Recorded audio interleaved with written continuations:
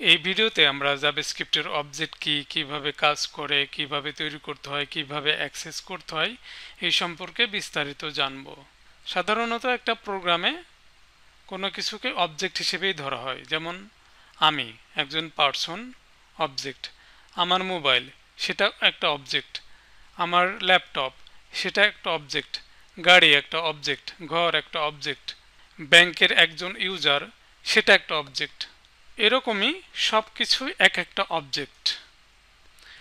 আবার প্রত্যেকটা অবজেক্টের কিন্তু অনেকগুলো প্রপার্টি থাকে, যেমন আমার নাম, আমার ওয়েট, আমার হাইট, আমার ভাষা, আমার ন্যাশনালিটি, এগুলো সবই কিন্তু এক একটা প্রপার্টি। মানে আমি যে অবজেক্ট, এই অবজেক্টের এগুলো হলো প্রপার্টি। তারপরে একটা কারকে যদি ধরেন, কারের কি কি প্রপার্টি থাকতে পারে? কারের কালার, কারের মডেল, প্রাইস, কারের ওয়েট, এরকম অনেক প্রপার্টি থাকতে পারে। তারপরে ধরেন ব্যাংকের একজন ইউজার, তার কি কি প্রপার্টি থাকতে পারে? তার ইউজার নেম থাকবে, পাসওয়ার্ড থাকবে, ইমেল থাকবে, তার নাম, অ্যাড্রেস, তারপরে তার যে ব্যালেন্স, ব্যাংকের যে ব্যালেন্স, সেটাও একটা প্রপার্টি তার। তাহলে প্রত্যেকটা জিনিসকে যদি আপনি কল্পনা করেন, তার কিন্তু কিছু প্রপার্টি আপনি অবশ্যই পাবেন।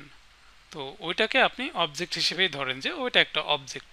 তো এখন প্রশ্ন হলো, জাভাস্ক্রিপ্টে সেই অবজেক্টটা কিভাবে তৈরি করব এবং সেখানে কিভাবে অ্যাক্সেস করব, তাই না? তো চলেন শুরু করি। তো এটা একটা অ্যারে, আমরা জানি, এটা আমরা আগেও তৈরি করেছি। আমি যদি কনসোলে এরকম টাইপ অফ এই কিওয়ার্ড দিয়ে যদি এই ভেরিয়েবলটা চেক করি, তাহলে কিন্তু আমরা এখানে কি দেখব? এটা আমরা আগেও দেখেছি। তো চলেন আবার দেখি যে এখানে বলছে যে এটা অবজেক্ট, কিন্তু আমরা তো জানি এটা হলো অ্যারে, তাই না? কিন্তু এখানে কেন অবজেক্ট দেখাচ্ছে? তো আমি আগেও বলেছি যে জাভাস্ক্রিপ্ট একটা অ্যারেকেও অবজেক্ট হিসেবেই দেখে। ওকে, তো চলেন এবার অ্যারেটা কেমন দেখা যায় আমি আরেকবার দেখি। এটা অ্যারে, তাই না? তো এখানে দেখেন নাম্বার আসছে 0 1 2 3 4, এইভাবে নাম্বার আসছে। এটা আমরা আগেও দেখেছি। তো এই পার্সন, এটাকে যদি আমরা অবজেক্ট হিসেবে ধরি, তাহলে এখানে এটা তার নাম হওয়া উচিত, এটা এজ হওয়া উচিত, এটা তার কান্ট্রি, এটা তার ল্যাঙ্গুয়েজ, এটা তার জেন্ডার হওয়া উচিত। কিন্তু আমরা বামে কি পাচ্ছি? 0 1 2 3 4 এইভাবে পাচ্ছি, তাই না? তো ওইগুলো তো নাই। এখানে নেম হওয়ার কথা, এখানে এজ হওয়ার কথা, ওটা তো নাই। তো জাভাস্ক্রিপ্টে অ্যারেটা এরকমই হয়। অন্যান্য প্রোগ্রাম যেমন আছে, যেমন পিএইচপিতে কিন্তু অ্যারে দুই রকমের হয়। একটা হলো ইন্ডেক্স অ্যারে, এই যে 0 1 2 3 4 এইভাবে নাম্বার হয়ে থাকে সেখানে। আরেকটা আছে অ্যাসোসিয়েটিভ অ্যারে। তো অ্যাসোসিয়েটিভ অ্যারেতে আমরা সেখানে প্রত্যেকটা অ্যারের ডাটার একটা করে কি দিয়ে দিতে পারি। ঠিক আছে, যে এখানে হয়তো নেম, এরকম নেম লিখে এরকম ক্লোন দিয়ে কি দিয়ে দিতে পারে, এখানে একটা এজ দিতে পারি। এইভাবে দিয়ে আমরা অ্যাসোসিয়েটিভ অ্যারে বানাতে পারি পিএইচপিতে কিংবা অন্যান্য প্রোগ্রামে, কিন্তু জাভাস্ক্রিপ্টে এটা করা যায় না। জাভাস্ক্রিপ্টে অ্যারে এরকমই থাকে, কিন্তু অ্যাসোসিয়েটিভ অ্যারে মানে পিএইচপির মতো অ্যাসোসিয়েটিভ অ্যারে আকারে বানাতে হলে মূলত আমাদের জাভাস্ক্রিপ্টে অবজেক্ট তৈরি করতে হবে। তো চলেন সেটাই আমরা করি এখন। অবজেক্ট তৈরি করার জন্য আমি আগের এই কোডটাই নিচে কপি করছি, কপি করলাম। এখানে জাস্ট এই থার্ড ব্র্যাকেটটা উঠিয়ে দিয়ে এখানে কার্লি ব্র্যাকেট দিতে হবে, সেকেন্ড ব্র্যাকেট। তো এটা কাট করে আমি এখানে অ্যাড করলাম। এখন অবজেক্ট কিন্তু হয় নাই, দেখেন এখানে এরর দেখছি আমরা। প্রত্যেকটা কমার নিচে দেখেন রেড কালারের আন্ডারলাইন আছে, তার মানে এটা এরর। এইভাবে অবজেক্ট হবে না। অবজেক্ট তৈরি করতে হলে আমরা তো বললাম যে অবজেক্টের একটা একটা প্রপার্টি থাকে, তবে প্রত্যেকটা প্রপার্টির একটা নাম থাকে এবং ভ্যালু থাকে।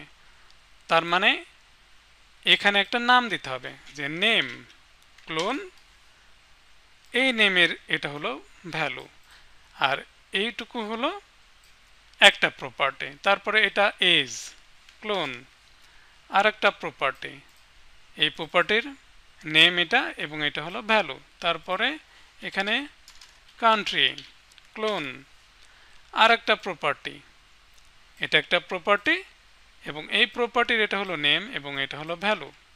আচ্ছা, তারপরে এখানে আমি শুধু ল্যাং দিই, ল্যাং ক্লোন, আর একটা হয়ে গেল প্রপার্টি, তারপরে এখানে জেন্ডার দিলাম ক্লোন। এই যে অবজেক্ট কিন্তু আমার তৈরি করা হয়ে গেল। তবে অবজেক্টের ডেটাগুলো এইভাবে না রেখে নিচে নিচে রাখাটা বেটার, যেরকম ইন্টারপ্রেস করে করে নিচে নামিয়ে নিয়ে এইভাবে নিচে নিচে রাখতে হবে আর কি। এই যে হয়ে গেল আগের থেকে, কিন্তু এবার আরো সুন্দর দেখাচ্ছে। তো চলেন এটা আমরা কনসোলে দেখি। এই যে দেখেন এবার কিন্তু আর ওই যে 0 1 2 3 4 ওইভাবে নাই। এখানে আমরা এর আগে এজ পাচ্ছি, এখানে কান্ট্রি, এই যে এখানে জেন্ডার, এগুলো আমরা পেয়ে গেলাম। ওকে, তো আমি এগুলো আবার কমেন্ট করে দিচ্ছি। আমি আবার অবজেক্ট ক্রিয়েট করছি আরেকভাবে। প্রথমে আমি শুধু একটা ব্ল্যাঙ্ক অবজেক্ট এরকম ক্রিয়েট করলাম। এটা কিন্তু অবজেক্ট বাট এটা ব্ল্যাঙ্ক। তো এই ব্ল্যাঙ্ক অবজেক্টে আমরা কিন্তু এই সব ভ্যালুগুলো এখন অ্যাড করে দিতে পারি। কিভাবে? জাস্ট এইভাবে নিয়ে ডট নেম, প্রপার্টির নাম দিলাম ইকুয়াল, তারপরে এই যে ভ্যালুটা এখানে দিয়ে দিয়ে সেমিকোলন দিয়ে দিলাম। এইভাবে সবগুলো আমরা আবার করতে পারি। জাস্ট এজ এইভাবে সব অ্যাড করে দিতে হবে। ওকে, তাহলে হয়ে গেল। এবার যদি আমি আবার কনসোলে দেখি, দেখবেন যে আগের মতোই সব আমরা পেয়ে গেছি। আবার এখানে যে ব্ল্যাঙ্ক অবজেক্ট কিন্তু আমরা আর একভাবেও তৈরি করতে পারি, সেটা হলো নিউ। নিউ কিওয়ার্ড দিয়ে যে অবজেক্ট, এটাকে এইভাবে রেখেও আমরা করতে পারি। দেখেন সেম কাজই কিন্তু করবে। কিন্তু এই দুইটার ভিতরে কোনটা ইউজ করাটা সব থেকে বেস্ট, সেটা হলো অবশ্যই এটা ইউজ করবেন। কারণ এটা যদি ইউজ করেন এর এক্সিকিউশন টাইম কিন্তু এটা থেকে বেশি। যদি কখনো এটা লাগেই, মানে না অ্যাড করলেই না, তখন অ্যাড করবেন, তাছাড়া অ্যাড করার দরকার নেই। ওকে, এবার আমি এই ডেটাগুলোতে অ্যাক্সেস করব কিভাবে। তো চলেন অ্যাক্সেস করি। যে আমি আউটপুটটাকে সিলেক্ট করে নিই, ডকুমেন্ট। এখন এক একটা ডাটাতে আমি অ্যাক্সেস চাচ্ছি কিভাবে। জাস্ট পারসন এটা অ্যাড করবেন, অবজেক্টের নামটা মানে ভেরিয়েবলটা দিতে হবে, তারপরে কোন ডেটাতে অ্যাক্সেস চাচ্ছেন। ধরেন আমি নেমটা এখানে শো করতে যাচ্ছি, তো নেম এখানে এটা অ্যাড করবেন। এই যে তারপর এজ অ্যাড করলে এজ ইস্যু হবে, তারপরে কান্ট্রি যেটা অ্যাড করবেন সেটাই শো হবে। ওকে, তো আমি এটাকে কমেন্ট করে রাখি। এটা কমেন্ট করে আমি আগের এটা দেখাই, তাহলে আরও ক্লিয়ার বুঝবেন। তো আমি এটাকে কাট করে এখানে নিয়ে যাই, এখান থেকে এটা উঠিয়ে দিই, সেভ করে। দেখেন সেম কাজই হচ্ছে কিন্তু। হ্যাঁ, আবার আমরা যে ডট দিয়ে অ্যাক্সেস করছি না, ডট ছাড়া আমরা কিন্তু থার্ড ব্র্যাকেটের ভিতরেও এটা অ্যাড করতে পারি। যে এইভাবে থার্ড ব্র্যাকেট দিবেন, তারপরে ডাবল কোটেশন অথবা সিঙ্গেল কোটেশনের ভিতরে এজ প্রপার্টির নামটা দিয়ে দিতে হবে, তাহলেও কিন্তু এখানে আমরা দেখতে পাবো। আবার ধরেন নেম দিলাম, এখানে নেমটাও আমি দেখতে পাবো। কিন্তু আমি যদি ফুল স্পেস নেম এইভাবে প্রপার্টির নাম দিই, তাহলে কিন্তু এটা কাজ করবে না। এটা কাজ করাতে হলে এই লেখাটা অবশ্যই আমাকে কোটেশনের ভিতরে রাখতে হবে। এইভাবে রাখলাম, এখন আর এরর আসছে না। হ্যাঁ, তারপরে এই নামটাই এখানে জাস্ট অ্যাড করে দিলে শো হবে, কোনো প্রবলেম হচ্ছে না। আচ্ছা, কিন্তু প্রপার্টির নাম যদি আপনি এইভাবে স্পেস দেন কোটেশনের ভিতরে, এইভাবে শো হবে, বাট এইভাবে কিন্তু ডট দিয়ে আপনি এখানে অ্যাক্সেস করতে পারবেন না, এবং এটা মূলত সিনট্যাক্স এরর দেখাবে। এই যে দেখেন কোনো রেজাল্ট নাই কনসোলে, সিনট্যাক্স এরর। এটা দেখতে হলে অবশ্যই থার্ড ব্র্যাকেটের ভিতরে এইভাবে দিয়ে দেখতে হবে, যদি প্রপার্টির নামে এরকম স্পেস থাকে। ওকে, স্পেস যদি না থাকে তাহলে প্রপার্টির নেমটা আর কোটেশনের ভিতরে না রাখলেও চলবে। ওকে। আর প্রপার্টির নামের ভিতরে আমি যে দেখালাম যে স্পেস দিলেও হবে, কোটেশন দিলেই হবে, এটা কাজ করলেও এটা ইউজ করবেন না। হ্যাঁ, এটা ইউজ করবেন না। যদি ফুল নেম এটা লেখার দরকারই হয় তাহলে ফুল ক্যাপিটাল এন দেবেন, নেম এইভাবে লিখবেন। হ্যাঁ, ওইভাবে লেখার দরকার নেই, কাজ করলেও ওইভাবে লিখবেন না। এবার এই অবজেক্টের ভিতরে কিভাবে মেথড তৈরি করতে হয় সেটা আমি দেখাবো।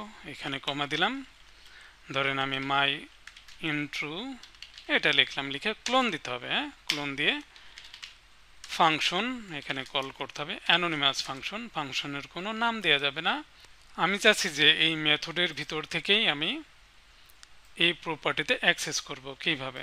জাস্ট আপনি হয়তো ভাবছেন যে পারসন ডট নেম এইভাবে দিলেই হবে, এইভাবে অ্যাড করলেও কাজ করবে, বাট এটা দেওয়ার কোনো দরকার নেই। এখানে আমরা এর পরিবর্তে দিস এই কিওয়ার্ডটা আমরা ইউজ করতে পারি। দিস মানে হলো কারেন্ট এই অবজেক্টকে এখানে কল করছে, তো কারেন্ট এই অবজেক্টের যে প্রপার্টি আছে প্রপার্টিটা এখানে নেবে। আর এখানে অবশ্যই রিটার্ন করতে হবে, রিটার্ন করলাম। এবার আমি এই মেথডে কিভাবে অ্যাক্সেস করব। এখানে অ্যাক্সেস করতে হলে পারসন ডট এটাই লিখতে হবে, তারপরে ফার্স্ট ব্র্যাকেট, তাহলেই এই মেথডে আমি অ্যাক্সেস করতে পারবো। তো চলেন, তারপরে এখানে ধরেন আমি আবার যে প্লাস দিস এজ এটা লিখলাম, তাহলে এজও এখানে চলে আসলো। তো আমি চাচ্ছি যে সবগুলো একসাথে লিখি আগের মতো, এর আগেও আমরা করেছি। ব্যাকটিক, তারপরে এখানে আমি পুরোটা লিখে নিই। তো দেখেন আমি এখানে এইভাবে এগুলো লিখেছি যে মাই নেম ইজ, তারপরে আমি নামটা এখানে এনেছি যে $, সেকেন্ড ব্র্যাকেটের ভিতরে ওইটাই দিস ডট নেম। এর আগে তো আমরা দেখেছি যে ব্যাকটিকের ভিতরে এইভাবেই মূলত ভেরিয়েবলগুলো বা কোডগুলো এইভাবে অ্যাড করতে হবে। আচ্ছা, তারপরে ফুল স্টপ, তারপরে আই অ্যাম, এখানে এজ আসবে, years old dot I am from, তারপর এখানে কান্ট্রি আসবে। ওকে, তাহলে দেখি এই যে সব ঠিকঠাক শো হচ্ছে, কোনো সমস্যা নাই। আর একটা ইম্পর্টেন্ট জিনিস মনে রাখবেন যে এখানে যদি অ্যারো ফাংশন ক্রিয়েট করেন তাহলে কিন্তু অ্যারো ফাংশনের ভিতরে এই যে দিস এটা কিন্তু কাজ করবে না। এই যে দেখেন এখানে কিন্তু ডাটাটা আসে নাই এবং আনডিফাইন্ড দেখাচ্ছে, এই জন্য অবশ্যই এখানে ফাংশন এটা অ্যাড করতে হবে, ফাংশন, তাহলে কোনো সমস্যা নাই। তাহলে এখানে আমরা দেখলাম যে এই যে দিস কিওয়ার্ড এটা যদি আপনি অবজেক্টের মেথডের ভিতরে ইউজ করেন তাহলে কারেন্ট এই অবজেক্টে অ্যাক্সেস করবে, সেখান থেকে আপনি এইভাবে প্রপার্টির ভ্যালুগুলো নিতে পারবেন। এই দিস কিওয়ার্ডের কিন্তু বিভিন্ন কাহিনী আছে, তো চলেন এটা আমরা দেখি। দিস যদি আমরা বাইরে এমনি নর্মালি এইভাবে ইউজ করি তাহলে দেখবেন একটা গ্লোবাল অবজেক্টকে আনে এখানে, তো এখানে উইন্ডো এনেছে। আবার যদি আমরা এই দিস এটাই ফাংশনের ভিতরে কল করি তাহলে কি হয় দেখেন। তো দিস আমি ফাংশনের ভিতরে ইউজ করেছি, তো চেক করি, এখানেও দেখেন গ্লোবাল অবজেক্ট মানে উইন্ডো এই অবজেক্টটাকে এখানে আনছে। আবার এই দিসকে আমি একটা ইভেন্টের ভিতরে রেখেছি, তো চলেন এখানে দেখি, এখানে কিছুই নাই। এখানে আমি কি ইভেন্ট অ্যাড করেছি সেটা আগে দেখেন। এই যে আউটপুটে, এই আউটপুটে আর কি অন মাউস হোভার, মানে আমি আউটপুটের এই এলিমেন্টে যদি মাউস হোভার করি তাহলে দেখতে হবে যে এখানে দিস কি আনে। মাউস নিয়ে গেলাম, এই যে দেখেন, আবার মাউস নিয়ে যাচ্ছে, এই যে দেখেন, মানে যে এলিমেন্টকে সিলেক্ট করে ইভেন্টে অ্যাড করা হয়েছে ওই এলিমেন্টকে এখানে আনছে, দেখছেন। এখানে যদি আমি অ্যারো ফাংশন অ্যাড করি তাহলে কিন্তু এই দিসটার কাজ করবে না, এই যে দেখেন এই দিস আবার ওই উইন্ডো অবজেক্টকেই নিয়ে আসছে। কিন্তু যদি এইভাবে ফাংশন অ্যাড করেন তাহলে এই দিস কারেন্ট ইভেন্টকে এটাকে আনবে, এই যে। তো আশা করি বুঝতে পেরেছেন। তাহলে দেখেন যে এই দিস এক এক জায়গায় এক এক রকম বিহেভ করে, তাই না? তো অবশ্যই এগুলো ভালোভাবে জানতে হবে। আর একটা কথা মনে রাখবেন যে ফাংশনের ভিতরে আমরা যে দিস ইউজ করেছি, হ্যাঁ, ফাংশনের ভিতরে এই দিস কিন্তু স্ট্রিক্ট মোডে কোডগুলো যদি আমরা স্ট্রিক্ট মোডে ইউজ করি তাহলে কিন্তু এই দিস কাজ করবে না, এই দিস মূলত আনডিফাইন্ড রিটার্ন করবে। হ্যাঁ, এটাও মনে রাখবেন। আর অবজেক্টটা ভালোভাবে প্র্যাকটিস করবেন, কারণ অবজেক্ট সম্পর্কে যত ভালো ধারণা আপনার থাকবে জাভাস্ক্রিপ্টে তত ভালো আপনি করতে পারবেন। ওকে, এবার আমি চাচ্ছি যে এখানে যত প্রপার্টি আছে সবগুলো একবারে শো করব, একটা একটা করে না, হ্যাঁ, সবগুলো একসাথে। তাহলে আমরা লুপ করতে পারি, লুপ করলে এটা করা যাবে। তো চলেন, তো সবার আগে আমি এই মেথডটাকে কমেন্ট করে রাখি, মানে এটা থাকলে কিন্তু প্রবলেম হবে।